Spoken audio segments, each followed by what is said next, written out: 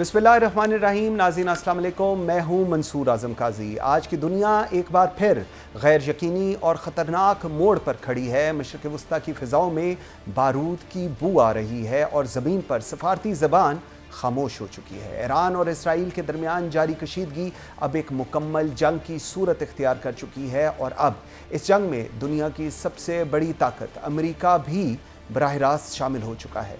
गुज़िश्ता 48 घंटों में जो हुआ वो तारीख़ के औराक पर दर्ज होने जा रहा है। अमेरिका ने ईरान की 3 अहम जौहरी तनसीबात नतनज़, अस्फ़हान और फोर्डर पर इंतहाई मोहलिक फ़ज़ाई हमले किए हैं। ये वही तनसीबात हैं जहां ईरान कई बरसों से यूरेनियम अफसरदा करने का दावा करता रहा है। अमरीकी हमलों में ज़मीन को चीरने वाले B-2 बमबार त्यारे और टॉम हॉक क्रूज़ मिज़ाइल इस्तेमाल किए गए हैं, जिनके नतीजे में मुतअद्दिद हलाकतों और बड़े पैमाने पर तबाही की इत्तलात सामने आ रही हैं। ये हमले ऐसे वक्त में किए गए हैं जब इसराइल पहले ही ईरान पर ड्रोन और बैलिस्टिक मिसाइलों की बारिश कर चुका है और ईरान ने जवाबी हमलों में इसराइल के अंदर गहराई तक मिसाइल दागे हैं। अब ईरान का कहना है कि ये सिर्फ आगाज़ है। ईरानी हुकूमत ने अमेरिका के ख़िलाफ़ सख्त रद्द-ए-अमल दिया है और ख़बरदार किया है कि अगर वाशिंगटन हमलावर बना रहा तो अमरीकी मफादात और फ़ौजी अड्डे दुनिया के किसी भी कोने में महफूज नहीं रहेंगे।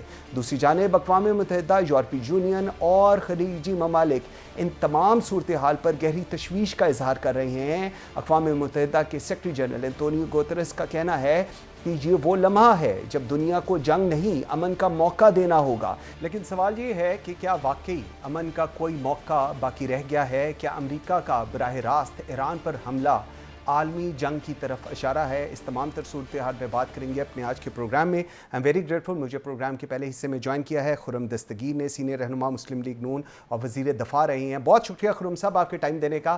खुर्रम साहब, हमने देखा कि एक बहुत ही अनफॉर्चुनेट सिचुएशन हुई। अमेरिका ने ईरान की 3 अहम तनसीबात के ऊपर हमला किया और उसके बाद अमरीकी सदर ने खुद इसे कामयाब ऑपरेशन करार दिया। इस हमले को किस ज़ाविये से पाकिस्तान की हुकूमत देखती है और क्या ये हमला सिर्फ ईरान के जौहरी एजेंडे को रोकने के लिए था या इसका मकसद जो एक रजीम चेंज का हम वेस्ट में सुन रहे हैं, एक बड़ा फ्रेज़, उसके लिए भी किया गया? पाकिस्तान के लिए बहुत ही तशवीशनाक ये अमल हुआ है। क्योंकि हमें चूंकि कह देना चाहिए प्रिपेयर फॉर द वर्स्ट, बदतरीन की तैयारी करनी चाहिए। तो अमेरिका के ने एक रेड लाइन क्रॉस की है कि दुनिया में जहां भी इस वक्त जंगें हुई हैं पिछले जंग अजीम के बाद से, एक यानी अनरिटन लाइन थी, यानी जो लिखी नहीं हुई किसी कानून की किताब में, लेकिन ये था कि किसी दूसरे मुल्क की जो जौहरी तनसीबात है उस पर हमला नहीं किया जाए।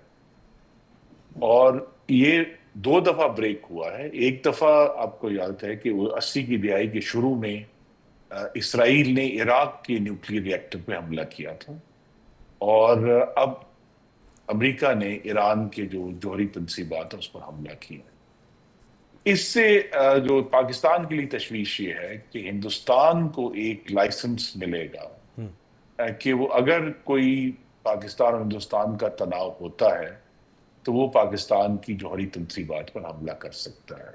इस दफा जब पाकिस्तान हिंदुस्तान जंग से पीछे हटे, उसकी एक वजह यही थी कि हिंदुस्तान ने एक ऐसे मिसाइल इस्तेमाल किए जो जौहरी केपेबल भी थे, उसमें नहीं था जौहरी वॉरहेड लेकिन केपेबल थे, और वो आकर जो है वो नूर खान एयरबेस के करीब गिरे जो पाकिस्तान की कुछ तनसीबात के करीब, और जिससे दुनिया में ये अलार्म पैदा हुआ।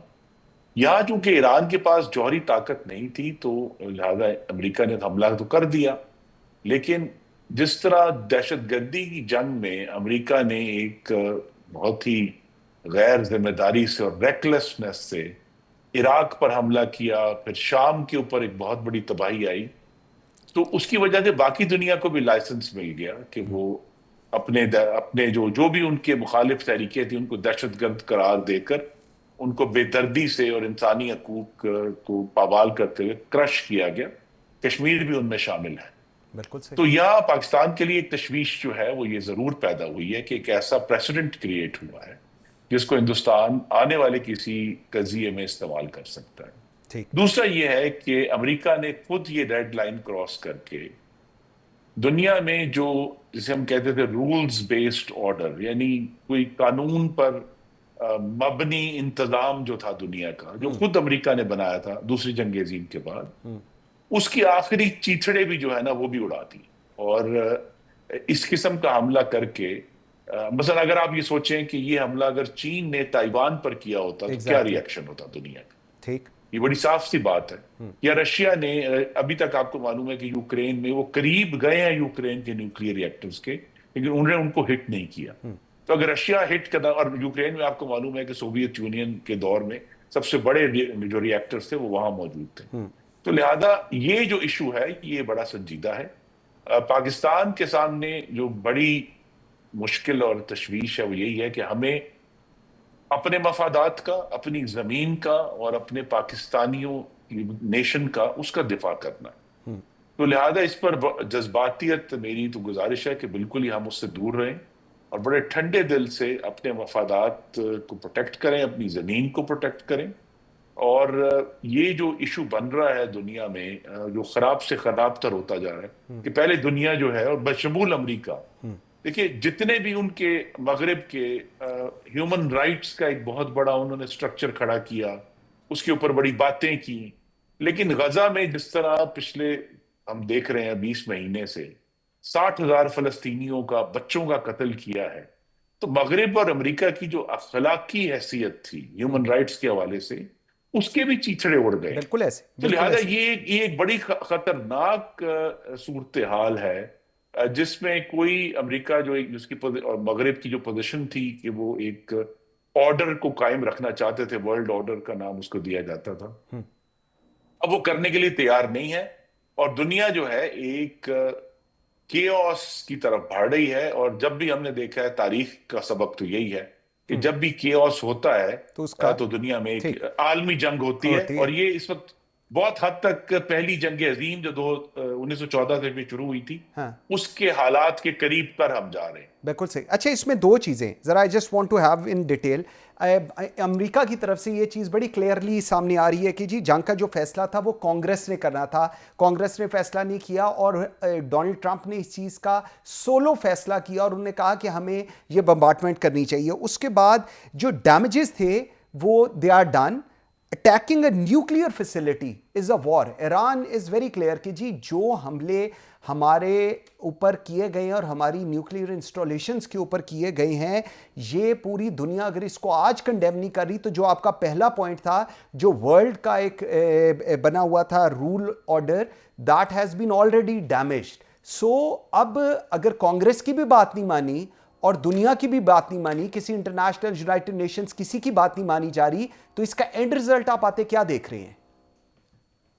جی دیکھیے نا، یہ صرف اب امریکہ کو یہ سوچنا ہے کہ امریکہ جس کے بیسز پوری دنیا میں پھیلے ہوئے ہیں، وہ اب ایکسپوزڈ ہے ایران کی طرف سے جوابی حملے کی طرف. یہ تو ضروری نہیں ہے نا کہ یہ وہاں مشرق وسطیٰ میں ہی ہوگا، یہ دنیا میں کہیں بھی ہو سکتا ہے ایسے ہی. اور اسی طرح جو ہے وہ، اور اس کے جواب میں پھر امریکہ پھر ایکٹ کرے گا. اور میرا ایکچولی ذاتی یہ خیال یہ تھا کہ عراق میں جس قسم کا بلنڈر، یعنی اسٹریٹجک بلنڈر امریکہ نے کیا تھا عراق پر حملہ کر کے، وہ امریکہ اس کو نہیں دہرانا چاہے گا، لیکن اس اسٹریٹجک بلنڈر کو صدر ٹرمپ نے دوبارہ دہرا دیا ہے 20 سال کے بعد یا 22 سال کے بعد. تو لہذا اب ہمیں جو ہے وہ دنیا میں حالات نہ صرف مخدوش ہوں گے، بلکہ یہ جو ڈیوائیڈ ہے بالآخر ہم ایک دوبارہ بائی پولر ورلڈ کی طرف جا رہے ہیں. ٹھیک ہے. جس میں امریکہ کے سامنے ابھی آج تو چائنا اور رشیا کھڑے نہیں ہوں گے.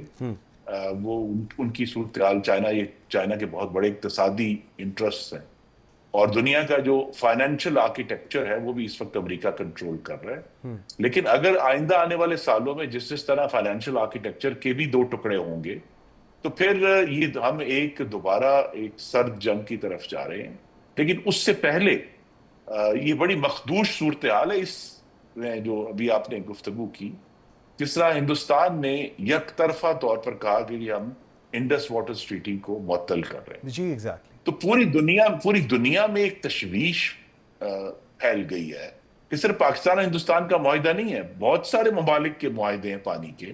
اگر جو اپر رائپیرین ہے، یعنی اوپر والا جو ملک ہے جس کے جہاں سے نیچے پانی آ رہا ہے، اگر پوری دنیا میں اپر رائپیرینز فیصلہ کر لیں، اور چونکہ پانی جو ہے وہ نایاب ہوتا جا رہا ہے کہ جی ہم نہیں دیں گے لوور رائپیرین کو، تو وہاں بھی جنگیں ہوں گی، پاکستان ہندوستان کے علاوہ بھی جنگیں ہوں گی. تو یہ جو کیوس کا پھیلنا ہے، اس کے اوپر ہم نے ابھی جو ہمارا مشن گیا ہوا تھا، اس پر بڑی گفتگو یورپ پہ خاص طور پہ کی ہے کہ جب ٹھیک. تک یورپ اس جھنڈے کو نہیں اٹھاتا رولز بیسڈ آرڈر کو، تو پھر یورپ جس نے دوسری جنگ عظیم کے بعد یہ سبق سیکھا اور یورپین یونین کی صورت میں وہ اکٹھا ہوا، اب یورپ کو یہ سوچنا پڑے گا کہ یہ رولز بیسڈ آرڈر کا جھنڈا اگر امریکہ نہیں اٹھا رہا تو کسی کو تو کسی اٹھانا کو تو ہوگا، اٹھانا ہے. ورنہ بالکل ٹھیک. ہم جنگ کی طرف جا رہے ہیں. ٹھیک. اچھا، یہ جو آپ ابھی یورپ کا ریفرنس دیا جو کہ بڑا ویلڈ ہے، اس میں اگر ہم دیکھیں تو روسی صدر ولادیمیر پوٹن نے سینٹ پیٹرزبرگ فورم میں امن ثالثی کی پیشکش کی. چین نے اقوام متحدہ میں 4 پوائنٹ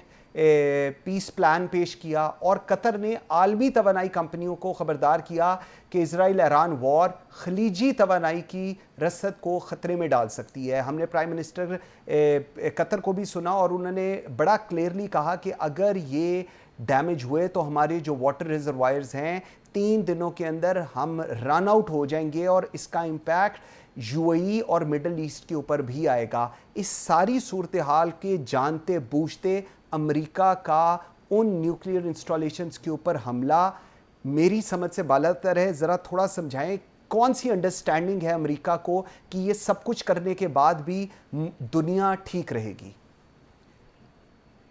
دیکھیے، امریکہ کو ایک خاموش حمایت تو حاصل ہے کچھ جو پرشین گلف کے عرب کنٹریز ہیں جو ایران کے مخالف ہیں، اور جس میں ایک ملک نے تو بہت بڑھ چڑھ کے اس کی سپورٹ بھی کی ہے، اور جو ابراہیم اکارڈز 2020 میں ہوئے تھے اس کے نتیجے میں ہم نے دیکھا کہ وہی ممالک جو فلسطین کے لیے سب سے بڑی آواز بلند کیا کرتے تھے، انہوں نے اسرائیل کو تسلیم کیا، اس کے ساتھ کاروبار شروع کیا، وہاں ایمبیسیز کھولی.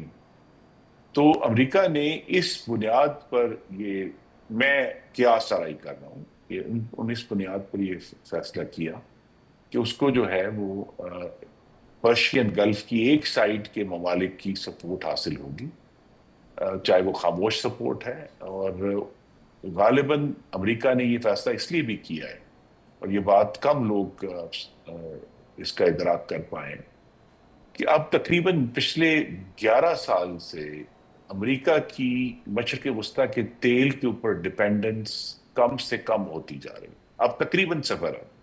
وہ اب مڈل ایسٹ کا تیل ان کو نہیں چاہیے، اور وہ تبھی ان کی کمپنیاں خریدتی ہیں جب ان کو جیسے رشین آئل سستا اویلیبل ہوا تو انہوں نے خرید لیا، یا اور بھی ان کو کوئی سورسز اویلیبل ہوئے. لیکن جس طرح امریکہ کی ایک ڈیپینڈنس ہوتی تھی، اور جس کی وجہ سے یہاں سیکیورٹی امبریلا ہوا کرتی تھی مڈل ایسٹ کے اوپر، وہ اب نہیں ہے. امریکی ڈیپینڈنس اب مشرقی وسطیٰ کے تیل پر نہیں رہی، اور یہ ایک بہت بڑا اسٹریٹجک فیکٹ ہے جس کو دنیا بھی ابزارو نہیں کر پا رہی، کہ امریکہ کا اس طرح کا انٹرسٹ مڈل ایسٹ میں نہیں ہے، یا آئل سپلائی کو کنٹینیو رکھنے میں وہ انٹرسٹ نہیں ہے. وہ اگرچہ اپنے جو دوست ممالک ہیں سارے وہاں، مثلا عراق سے شروع ہو کر عراق، کویت، سعودی عرب، قطر، جس کے دوسرے انٹرسٹ ہیں آئل کے علاوہ گیس میں زیادہ انٹرسٹ ہے، تو ان سب کے انٹرسٹ جو ہیں وہ وہاں ان کو پروٹیکٹ کرنے کے لیے وہ آئے گا، لیکن اس کا اپنا انٹرسٹ اب مڈل ایسٹ میں نہیں رہا اپنی اکانومی کو پروٹیکٹ کرنے کے لیے. لہذا انہوں نے اس بنیاد پر یہ فیصلہ کر لیا کہ جی ہمارا کوئی براہ راست انٹرسٹ نہیں ہے. امریکہ میں اگر تیل کی سپلائی بند بھی ہوتی ہے تو امریکہ کو انٹرنلی فرق نہیں پڑے گا، ان کے پاس اپنی سپلائیز اویلیبل ہیں. اور یہی وجہ ہے کہ انہوں نے ایک کیلکولیشن کی ہے، لیکن یہ کیلکولیشن اسرائیل کو پروٹیکٹ کرنے کے لیے ہے. امریکہ کے اندر جو ڈومیسٹک پالیٹکس ہے اس کا اثر ہے، کیونکہ لانگ ٹرم تو اس کے بہت ہی مہلک اور خطرناک نتائج امریکہ کو بھگتنے پڑیں. ٹھیک. اچھا، اس میں ابھی ہم دیکھ رہے تھے فورن منسٹر جو ہے عباس اراغچی، ان کی ہم پریس کانفرنس سن رہے تھے. He was very clear on few things. اس میں آپ کا بھی ویو چاہوں گا. انہوں نے کہا U S A betrayed negotiations, U S A betrayed diplomacy, U S A betrayed peace and gave green light to Israel to attack Iran. اس کے بعد انہوں نے کہا کہ U S A has no respect for United Nations, for international any international law اور organisation. اب اس mind set کے ساتھ، اس ویو کے ساتھ جب اٹیک ہو چکا ہوا ہے، کس طرح نیگوسیشنز ہوں گی اور کون نیگوسیشنز کرے گا اگر آپ کو لگتا ہے کہ at the end of the day negotiations ہوں گی؟ This is the mindset which Iran foreign minister is seeing. جی، انہوں نے جو بات میں نے کی ہے اسی کو فرق پیرائے میں بیان کیا ہے کہ جو رولز بیسڈ آرڈر تھا دنیا میں وہ اب اس کے چیچڑے بھی ختم ہوتے ہوئے نظر آتے. It had broken but now it's comprehensively shattered. اور وہ جو ایشوز تھے، مثلا یونائٹڈ نیشنز کمپلیٹلی پیرالائزڈ ہے. آپ کو معلوم ہے کہ چند دن پہلے پاکستان کی حمایت سے ایک ریزولوشن آیا تھا صرف غزہ میں انسانی ہمدردی کی بنیاد پر سپورٹ پرووائڈ کرنے کا. اس کو بھی امریکہ نے ویٹو کر دیا سیکیورٹی کاؤنسل. ٹھیک. تو وہاں اور ابھی جو ہم ہو کر بھی آئے ہیں یونائٹڈ نیشنز میں، ہم نے پورے 2 دن لگائے نیو یارک میں. بڑا واضح ہے کہ یونائٹڈ نیشنز جو ہے وہ اگرچہ اس کو پاکستان کے موقف سے ہمدردی ہے، لیکن بہت سارے ممالک نے یہی پانی والے معاملے پر آ کر کہا کہ ہم بڑے اس پہ الارمڈ ہیں. لیکن یونائٹڈ نیشنز کمپلیٹلی پیرالائزڈ ہے، اس وقت مفلوج ہے. اور وہی بات جو ہے ایران کے صدر جو وزیر خارجہ انہوں نے کی ہے. اب یہ رولز بیسڈ آرڈر بریک ہو رہا ہے تو اس سے کیا ہوتا ہے؟ نفسا نفسی پھیلے گی. ہر ملک اپنے اپنے دفاع کے لیے کرے گا. اور اسی لیے میں یہ یاد کراؤں گا آپ کے ناظرین کو کہ ہر روز صبح اٹھ کے پاکستانیوں کو ذوالفقار بھٹو اور ڈاکٹر عبد القدیر اور محمد نواز شریف کا شکریہ ادا کرنا چاہیے، جنہوں نے آج سے 27 سال پہلے پاکستان کو ایٹمی طاقت ڈکلیئر کر دیا. ہر دن یہ ثابت کر رہا ہے کہ وہ فیصلہ بالکل درست تھا. اور پاکستان کی اس وقت جو سب سے بڑی پروٹیکشن ہے وہ پاکستان کا ایٹمی طاقت ہونا ہے. اگر ایران کے پاس بھی آج نیوکلیئر وار ہیڈز ہوتے اور ان کا بھی ایک سسٹم ان کے پاس ہوتا تو آج ان کے اوپر یہ حملہ نہ ہوتا. بالکل ٹھیک ہے. خرم دستگیر صاحب، تھینک یو ویری مچ جی، بہت شکریہ آپ کے ٹائم دینے کا. ناظرین ایک بریک لیتے ہیں جی، بریک سے واپس آتے ہیں تو اشتر اوصاف سابق اٹارنی جنرل آف پاکستان ہمارے ساتھ ہوں گے. ان سے اسی پرسپیکٹو پہ بات کریں گے کہ اب United Nations rule of the world وہ کیا ہے، اور جہاں پر ایران قرب کر رہا ہے انٹرنیشنل لا کو اور ان چیزوں کو لے کر کہ یہ حملہ ایران کے اوپر ایک سنگین خلاف ورزی ہے انٹرنیشنل لاز کی، اس پہ بات کریں گے. ایک بریک کے بعد میرے ساتھ رہیے گا.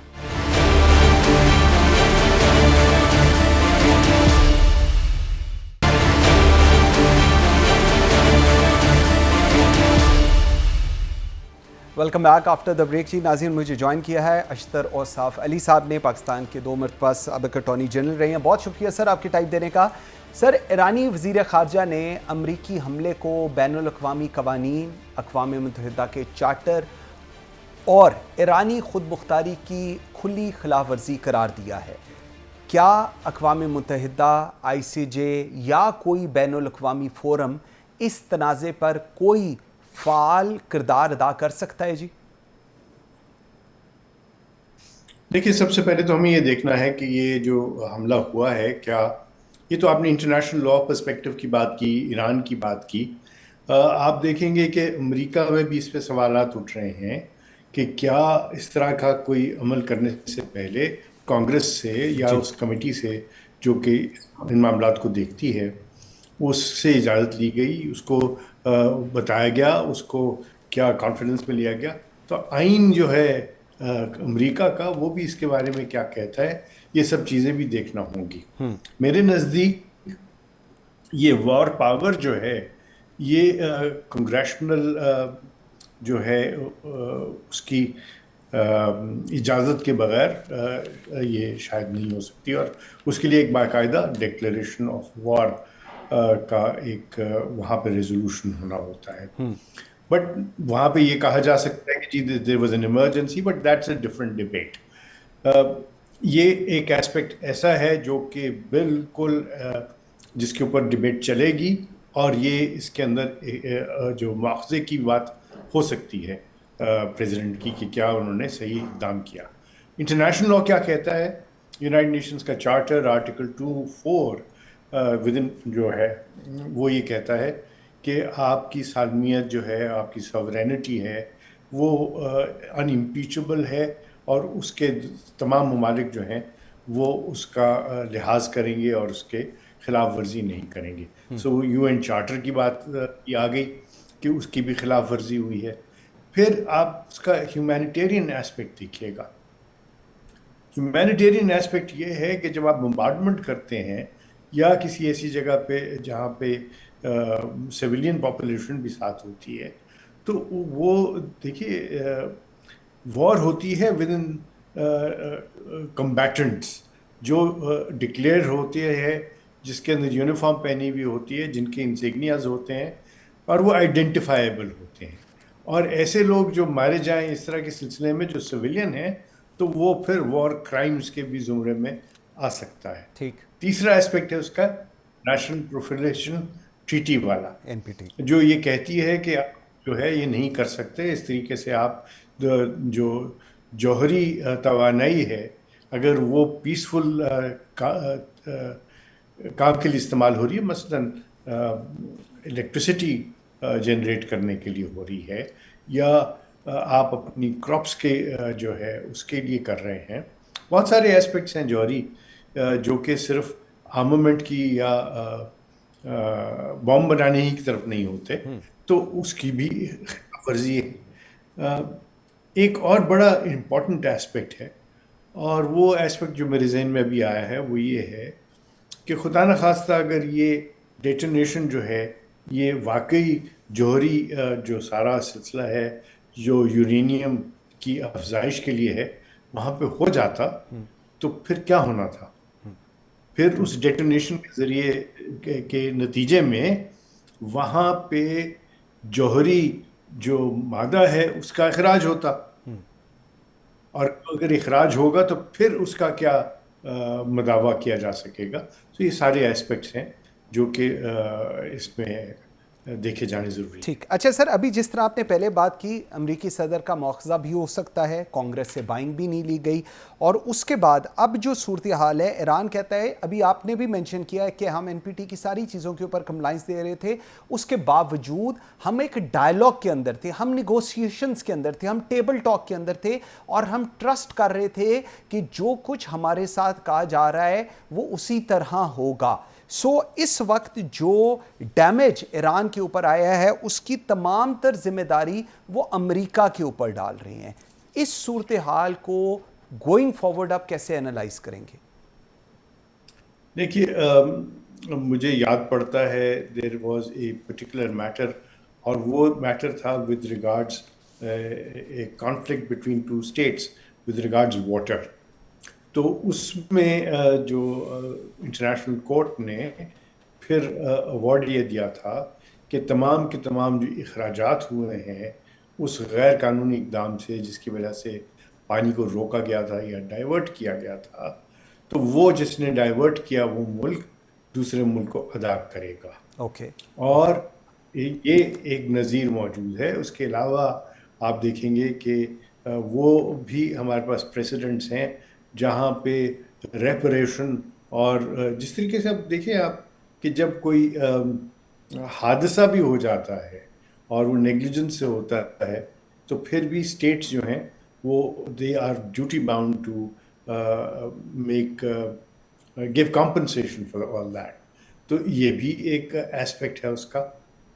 جہاں تک انٹرنیشنل کمیونٹی کی بات ہے, آپ نے دیکھا کہ ہر جگہ سے کنڈمنیشن ہی آئی ہے, کسی نے بھی اس کا جو ہے اس کا سراہا نہیں ہے.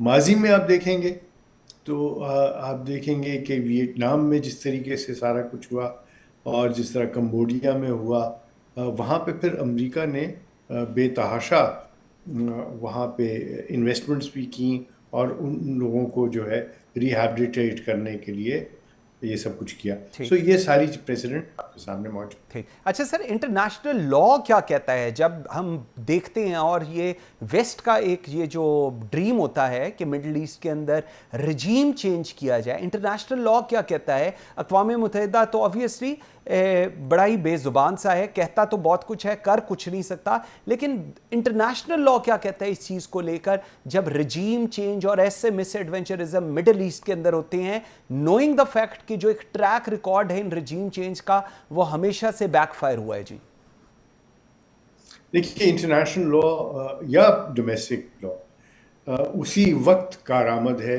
कारगर है, जब उसकी इम्प्लीमेंटेशन हो। अब इम्प्लीमेंटेशन कैसे होगी? सिक्योरिटी काउंसिल के पास मामला जाएगा तो उसको वीटो कर दिया जाएगा, तो यूनाइटेड नेशंस जो है वो उज़्वे मुअत्तल बन जाएगी, क्योंकि वीटो पावर यूनाइटेड स्टेट्स के पास है। और बाकी जो सैंक्शंस वगैरह हैं वो तो अनफॉर्चुनेटली जिसकी लाठी उसकी भैंस ही चल रहा है। और इंटरनेशनल लॉ में डिसिप्लिन नाम की कोई चीज़ नहीं है, ये सारा इस्तेमाल होता है उन मुल्कों के ख़िलाफ़ जिन मुल्कों के पास ना इकोनॉमिक माइट है, ना उनके पास कोई जो मिलिट्री माइट है। तो ये बेसिकली जिस तरह किसी ने कहा था और बहुत खूब कहा था कि कानून जो है वो जाला है, एक जाला है जिसके अंदर छोटे छोटे जो हैं वो कीड़े मकोड़े ही फंसते हैं, उसमें चरिंद और परिंद जो है वो नहीं फंस सकते। उसके अंदर हाथी तो बिल्कुल भी नहीं फंस सकता। और आपने देखा कि हाथी ही सिंबल है रिपब्लिकन्स का, और इसी तरीके से सारे मामला चल रहे हैं। ठीक। अच्छा सर, सैंक्शंस की अभी आप बात कर रही हैं और सैंक्शंस बिल्कुल कमज़ोरों पर, कीड़े मकोड़ों पर लगाई जाती हैं। इंटरनेशनल एटॉमिक एनर्जी एजेंसी के सरबराह ने क्लियरली कहा कि किसी किस्म की चीज़ें हमें नहीं मिली जो एक्सपेक्ट कर रहे थे कि 60% एंड प्लस न्यूक्लियर प्यूरिफिकेशन होगी, वो चीज़ें वहाँ पर नहीं मिली। हमला किया गया, हमले में जिन जगहों पर अटैक्स किए गए अमेरिका क्लेम कर रहा है कि जी वो बिल्कुल वहाँ पर न्यूक्लियर की चीज़ें थी लेकिन वो भी रिमूव हो गई हुई। सो इस पूरी सिनेरियो के बाद जब इंटरनेशनल एटॉमिक एनर्जी की एजेंसी भी कह रही है कि जी नहीं थी ऐसी कोई चीज़ें with respect to nuclear purification and all that, फिर अब उसका मकसद जो था वो तो सिर्फ एक ही रह गया, and that is the regime change. Regime change के ऊपर जिस तरह पहले फरमा रहे हैं, अगर माइट इज़ राइट है दुनिया का रूल, तो फिर इसका एंड रिजल्ट भी तो कोई होगा, या इसका and result might is right ही रहेगा? देखिए आपने देखा कि बहुत शोर था वेपन्स ऑफ मैस डिस्ट्रक्शन का, वो इराक पे सारा कुछ किया गया, वहाँ से कुछ नहीं मिला, और आपने देखा कि इराक को उन्होंने तबाह बर्बाद करके रख दिया। यही हाल उन्होंने लिबिया का किया। लिबिया जो है वो छोटे छोटे ग्रोहों में तकसीम हो गया हुआ है। एक ज़माने में लिबिया जो है बहुत ही अमीर मुल्क था, और अब उसका जो हाल हुआ है वो हमारे सामने है। ये एक ऐसी सिचुएशन बन गई हुई है वहाँ जहाँ माइट का जो इजहार है या माइट का इस्तेमाल है वो रूल ऑफ द गेम बन गया है। अनफॉर्चुनेटली हम ने अरब जो ममालिक का प्लेटफॉर्म है, OIC का प्लेटफॉर्म है, हमने उसको मुस्तहकम नहीं किया। हमने EU को भी स्ट्रेंथन नहीं करवाने की बात की, वरना मेरे ख्याल में जो मेरा इंटरेक्शन होता रहा है यूरोपियन यूनियन के ममालिक में, वो अमेरिका के इन इक़दाम को बिल्कुल भी अच्छा नहीं समझते। वो ख़ुद इनमें से गुजरे हुए हैं, ख़ासतौर पे जर्मनी और फ्रांस, और वो इनके डसे हुए हैं।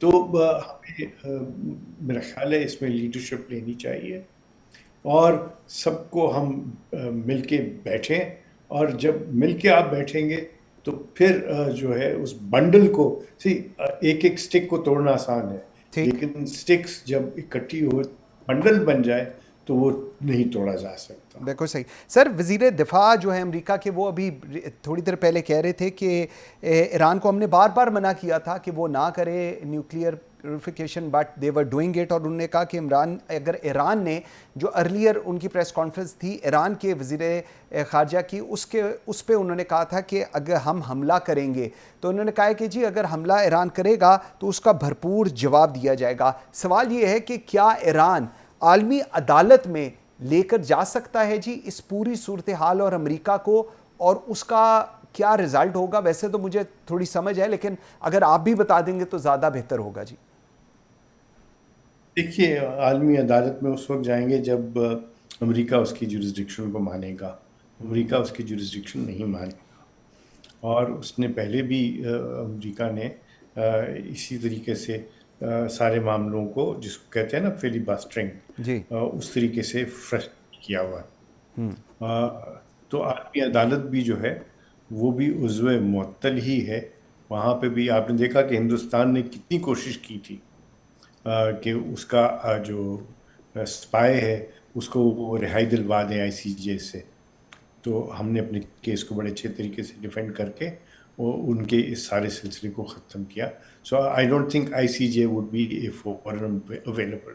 اسی طرح جو انٹرنیشنل کورٹ ہے وار کرائمز کا یا کرائمز کا، اس کے اندر بھی امریکہ نے اس کو بالکل بھی ریٹیفائی نہیں کیا وہ اس ٹریٹی کو. تو آئی ڈونٹ تھنک کہ ایران کے پاس کوئی اس طرح کی کوئی چارہ جوئی کا ہوگا. اور وہاں پہ جتنے بھی سارے سلسلے بنے ہوئے ہیں اس وقت وہ امریکہ ہی کے ہاتھ میں چل رہے ہیں. چاہے وہ ہیومینیٹیرین بات ہو، مثلا WHO وہاں پہ انہوں نے پیسے دینے بند کر دیے، جو باقی ہیومینیٹیرین ایڈز وغیرہ ہے وہاں پہ بھی کر دی. سو اس وقت ایران کے پاس سوائے اس کے کہ وہ ریٹیلیٹ کرے، میرا نہیں خیال انٹرنیشنل لاء میں ان کے پاس کوئی چارہ جوئی کا ذریعہ موجود ہوگا. بالکل ٹھیک ہے. اشتر صاحب تھینک یو ویری مچ جی، بہت شکریہ آپ کے ٹائم دینے کا.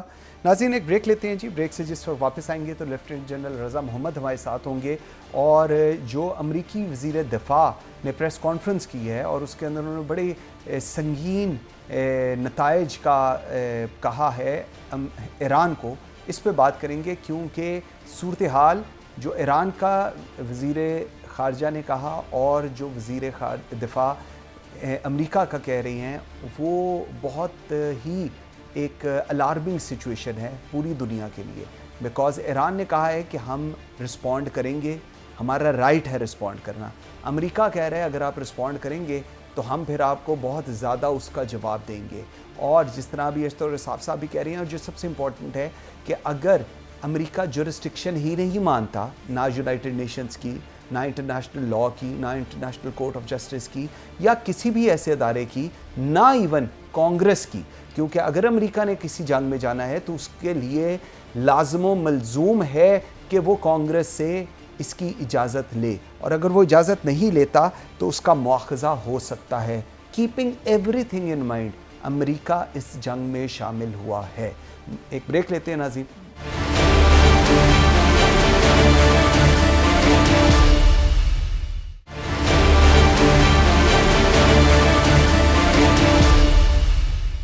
Welcome back after the break. ناظرین مجھے جوائن کیا ہے لیفٹیننٹ جنرل رضا محمد خان نے. Sir thank you very much جی، بہت شکریہ آپ کے ٹائم دینے کا.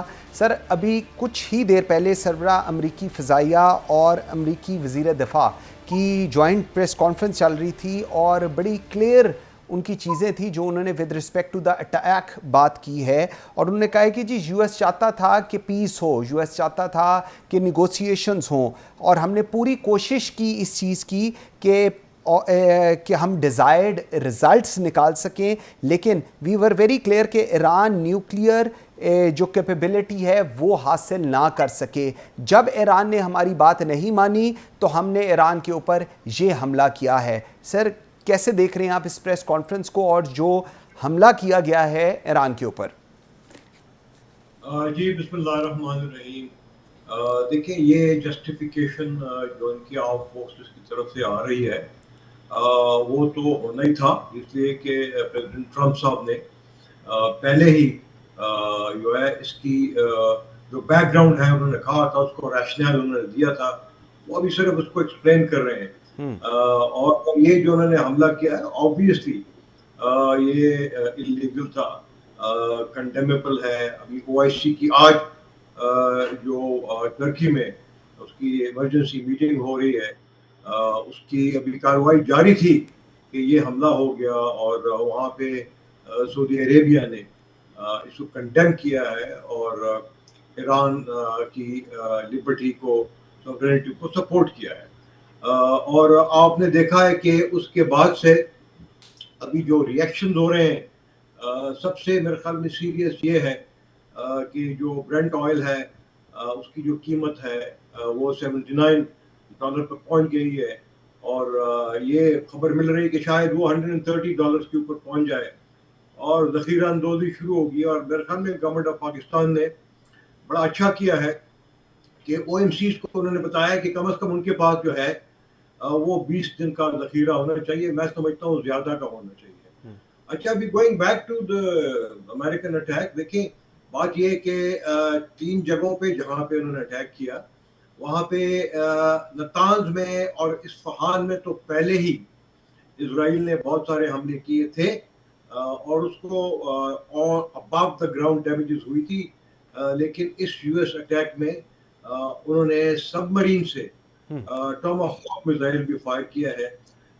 تو میرے خیال میں اس کی شاید ضرورت ہی نہیں تھی, لیکن انہوں نے کیا ہے.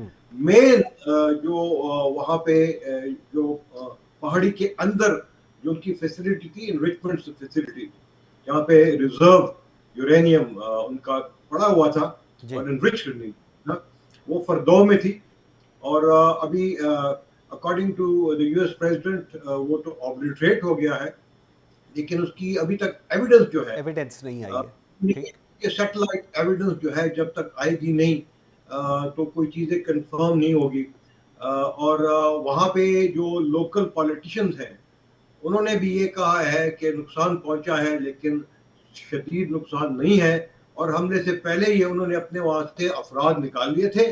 اور جو بھی وہاں پہ انرچ یورینیم تھا, انہوں نے یہ نہیں کہا کہ کتنا پرسنٹ انرچ تھا, انہوں نے کہا کہ ہم نے ریموو کر دیا تھا. ٹھیک, بالکل. ساتھ ساتھ دیکھیں کہ ابھی تک اچھی بات یہ ہے کہ وہاں سے کوئی ریڈیشن نکلی نہیں ہے اور اس خطرے کی بات نہیں ہے. لیکن میں سمجھتا ہوں, دیکھیں کہ جس طرح ورلڈ وار 2 میں چرچل نے جاپان کو اکنامکلی اتنا ٹارگٹ کیا کہ وہ اس بات پر مجبور ہو گیا کہ وہ پرل ہاربر کے اوپر حملہ کر دے. اور چرچل کا اس وقت بھی مقصد یہی تھا کہ امریکہ کو ٹریپ کیا جائے, ورلڈ وار 2 میں شامل ہو جائے. تو وہ انہوں نے کیا, اور اسی طرح نتن یاہو نے امریکہ کو ٹریپ کر لیا. حالانکہ میرے خیال میں پریزیڈنٹ ٹرمپ اور U S government was reluctant to do this, اس لیے انہوں نے 2 ہفتے کی بات کی تھی. لیکن جو اسرائیلی ان کے اوپر حملے ہوئے ہیں ان کو انہوں نے بڑھا چڑھا کر پیش کیا اور ان کو اس بات پر مجبور کیا کہ یہاں پہ ڈائریکٹلی یہ فردو کو جو ہے اور باقی 2 نتانز کو اور اس کو ہٹ کرے. تو ابھی ویل ویٹ اینڈ سی کہ ایران کا اس کے اوپر کیا ری ایکشن ہوگا. ایک ری ایکشن تو ہم سب نے دیکھ لیا کہ اس کے اٹیک کے فوراً بعد انہوں نے دوبارہ اٹیک کیے ہیں. ٹھیک, اچھا سر, اس میں سے 2-3 چیزیں ہیں جو ابھی آپ بات فرما رہے ہیں. ایک تو اسرائیل کا جو زائنسٹ رجیم ہے, اور میرے خیال میں اب اس کا امپیکٹ جو ہے وہ یو ایس کے اندر بھی ہے, وائس پریزیڈنٹ ہو یا باقی, کیونکہ 1-2 اس طرح کے لوگ ہیں, وہ بڑا افیکٹو ہے وہاں پر. اب سوال سب سے امپورٹنٹ یہ ہے, after all what is done, کیا نیتن یاہو, کیا امریکہ ایران کو آج ڈکٹیٹ کر سکتا ہے؟ کیونکہ جو پریزیڈنٹ ڈونلڈ ٹرمپ کہہ رہے تھے یا جو آج امریکی وزیر دفاع اور چیئرمین جو کہہ رہے ہیں, اس کے اندر دی آر ویری کلیئر کہ ایران کو ہماری ڈکٹیشن ماننی پڑے گی. تو سر سب سے بڑا سوال وہی ہے, پہلے بھی نہیں مانی, سینکشنز ہوئیں, سب کچھ برداشت کیا, اب کیا ایسی وجہ آپ کو لگتی ہے کہ اب ایران ان کی ڈکٹیشنز مان لے گا؟ دیکھیں ڈکٹیشن ماننے یا ماننا جو ہے نہ ماننا ان کے رسپانس پہ ڈیپینڈ کرے گا. میں سمجھتا ہوں ان کے پاس ابھی بھی بہت سارے رسپانسز ہیں. بریفلی میں اس کا ذکر کرنا چاہوں گا. ٹھیک ہے, ایک تو یہ ہے کہ وہ کچھ نہ کرے, ٹھیک ہے, اور امریکہ کی بات کو مان لیں. اور جے سی پی او میں 2015 میں ان کو جو پرمیشن ملی تھی کہ یورینیم کو صرف 3.7% تک انرچ کرے, اگر وہ یہ بات مان لیتا ہے تو اس وقت میں سمجھتا ہوں کہ وہ ایران کے فیور میں جائے گا. اور ہوگا یہ کہ اگر یہ لڑائی رکتی ہے تو اس کے بعد ایران کے پاس جو ہے یہ آپشن ہوگا کہ at the time place and method of its own choosing at a later time وہ اگر دوبارہ رسپونڈ کرنا چاہے یا ونس اگین وہ کوشش کرے انریچمنٹ کے لیے, you know let's say maybe after 5 years 10 years وہ کر سکتا ہے. ٹھیک, لیکن اگر وہ امیڈیٹلی رسپونڈ کرتا ہے تو اس کے پاس مڈل ایسٹ میں بہت سارے ٹارگٹس ہیں، کم از کم 20 ٹارگٹس ہیں، اور جو ان کا سب سے قریب ہے وہ تو یہی ہے کہ جو قطر میں ہے، بحرین میں ہے، یو اے ای میں ہے، لیکن میرے خیال میں اس سے جو ہے معاملہ بہت زیادہ پھر بڑھے گا، اور اس سے شاید ایران 2 فرنٹ وار میں کمٹ ہو جائے گا، one against Israel, the other against United State, جو کہ کو زیادہ میں سمجھتا ہوں کہ نقصان ہوگا۔ اس کے بعد ایک اور آپشن یہ ہے کہ وہ اسٹریٹس آف ہرمز کو بلاک کرے، ٹیمپریریلی بلاک کرے، اور اس کے اوپر پھر یو ایس کے اوپر، نہ صرف یو ایس کے اوپر بلکہ اسٹریٹس آف ہرمز میں جتنے بھی ممالک ہیں اور وہاں پہ جتنے یو ایس بیسز ہیں، کیونکہ کموڈیٹیز وہاں سے جو ہے نا وہ رک جائیں گی، آئل ہے، گیس ہے، ایل این جی ہے، سارے ممالک کو افیکٹ کرتا ہے انکلوڈنگ پاکستان اینڈ انڈیا، تو اتنا پریشر ان کے اوپر بڑھے گا کہ شاید پھر جو ہے نا وہ معاملہ رک جائے۔ اور اس کے علاوہ اور ان کے پاس آپشن یہ ہے کہ ان کے جو سپورٹرز ہیں، آپ حزب اللہ کر دیں، حوثیز کر دیں، یا دوسرے ممالک میں ہیں، وہ انڈائریکٹلی ان کے تھرو جو ہے یو ایس انٹرسٹ کو اٹیک کرے۔ تو میں سمجھتا ہوں کہ اس وقت ایران اس پوزیشن میں نہیں ہے کہ ایک 2 فرنٹ وار کو سائملٹینیسلی کے بڑھائے، اور میرے خیال میں یہ ایران کے فارن منسٹر نے اس کا ذکر بھی کیا ہے کہ ٹھیک ہے، انہوں نے تمام آپشن اوپن رکھے ہیں، and probably they will respond at the time, place and method of their own choosing, probably at a later time. بالکل ٹھیک ہے۔ اچھا سر، اس میں ایک اور چیز جو ہم نے بڑی سرفیس ہوئی ہے ابھی کی اس پریس کانفرنس پہ، انہوں نے کہا کہ جی Iranian nuclear programme was a threat to U S A, اور اس کے بعد انہوں نے کہا کہ جی Donald Trump is all there for peace and ایوری تھنگ، اور انہوں نے انرچمنٹ روکنے کے لیے کہا اور نیوکلیئر پروگرام بند کرنے کے لیے کہا، لیکن ایران جو تھا اس کا جواب ایک پتھر کی طرح تھا، مطلب کوئی جواب نہیں تھا۔ تو سر آج جب ہم یہ بات کر رہے ہیں اور یہ سوال بھی کیا گیا کہ کیا رجیم چینج ٹیبل کے اوپر ہے، سو آفٹر آل دس جو ایک رجیم چینج کا کانسیپٹ ہے مڈل ایسٹ کے اندر، جو خواہش ہے ویسٹ کی، اس کو آپ کس طرف جاتے دیکھیں گے؟ دیکھیں، میں سمجھتا ہوں کہ رجیم چینج جو ہے ابھی تک ان کے ایجنڈے کے اوپر نہیں ہے، وہ صرف ایک تھریٹ ہے، کیونکہ ان کو پتہ ہے کہ اگر اس کا وہ ایفرٹ کریں گے تو وہ فیل ہوگی، اور رجیم چینج اگر وہ کریں گے تو وہ کس کو آگے لائیں گے؟ کیا وہ جو نئی رجیم لائیں گے would it actually lead to the stability or instability؟ لیکن انہوں نے یہ سارے ٹرائی کیے تھے، عراق میں کیا ہوا؟ nothing happened، افغانستان میں کیا ہوا؟ وہ 22 سال لڑتے رہے، $3 ٹریلین استعمال کیے، پھر بھی کچھ نہیں ہوا۔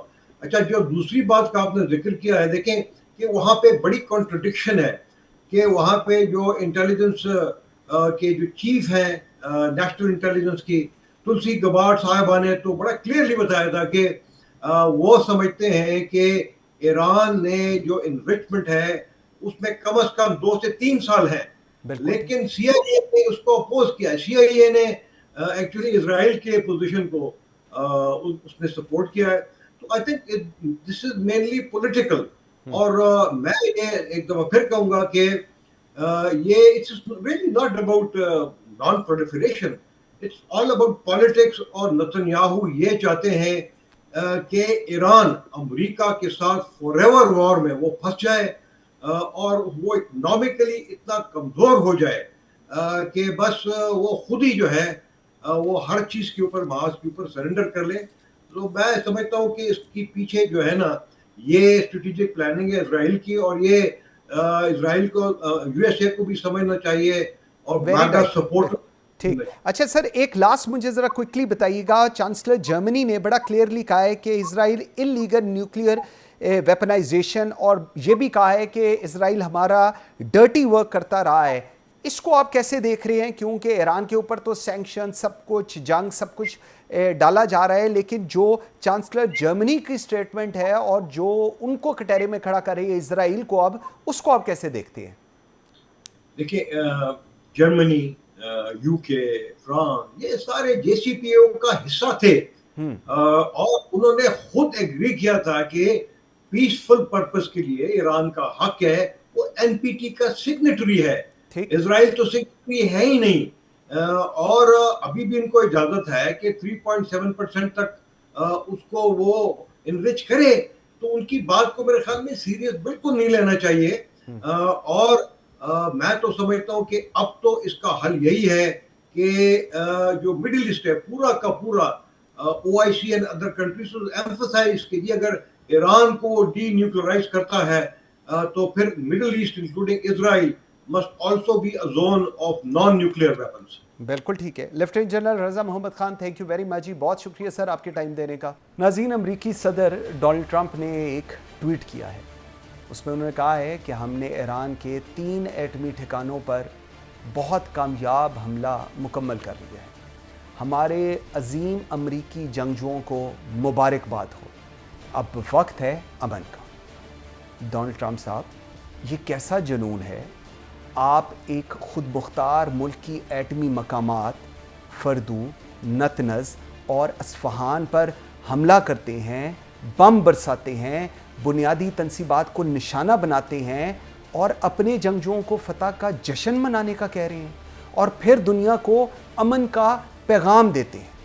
नहीं डोनाल्ड ट्रंप साहब, ये अमन नहीं है, ये 21वीं सदी की बर्बरियत है जो फ़ौजी तकब्बुर की चादर में लिपटी हुई है। ये गैर ज़िम्मेदार यकतरफ़ा इक़दाम सिर्फ़ ईरान ही के लिए नहीं बल्कि आलमी इस्तेहकाम, माहौलियाती तहफ़्फ़ुज़ और एटमी ज़वाबित के लिए भी एक ख़तरा है। एटमी तनसीबात पर बमबारी किसी फ़ौजी कामयाबी का ऐलान नहीं बल्कि एक मंसूबा बंद तबाही का आगाज़ है। आज ईरान है, कल कोई भी हो सकता है जो अमेरिका के सामने झुकने से इनकार करे। ये दिफा नहीं, ये ताकत के नशे में बसा हुआ साम्राज्य है। आलमी बरादरी को जागना होगा। मैं मंसूर आज़म काज़ी इस जारहाना हमले की शदीद मज़म्मत करता हूँ। ये अमन का पैगाम नहीं, खुली इश्तियाल अंगेज़ी है जो इज़राइल और अमेरिका की तरफ से हो रही है। मुझे मंसूर आज़म काज़ी को इजाज़त दीजिए। अल्लाह हाफ़िज़।